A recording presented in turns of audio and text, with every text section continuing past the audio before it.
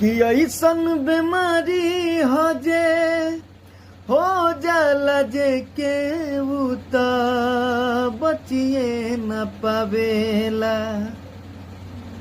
कि नजरिए से शुरू होला मौत के खेला सब नजरिए बतावेला।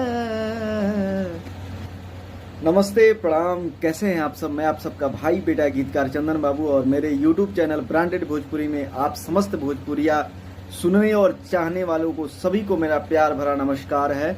और 2 दिन पहले मेरा एक गाना रिलीज हुआ है दृष्टि मेलोडी YouTube चैनल पे, जिसके निर्माता है दीपक भैया, जो कि बहुत ही बेहतरीन सॉन्ग है। वो सैड सॉन्ग है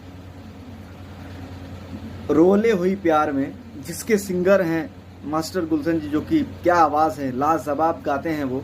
और इसके संगीतकार हैं बड़े भैया प्रशांत भैया, और बहुत ही प्यारा गाना है। और क्या गुलशन भैया गाए हैं, गजब का गायकी है उनका।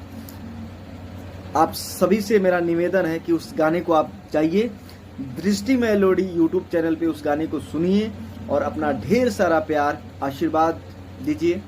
और उस गाने को मैंने लिखा है और उम्मीद करते हैं कि वो गाना आप सबको बहुत अच्छा लगेगा।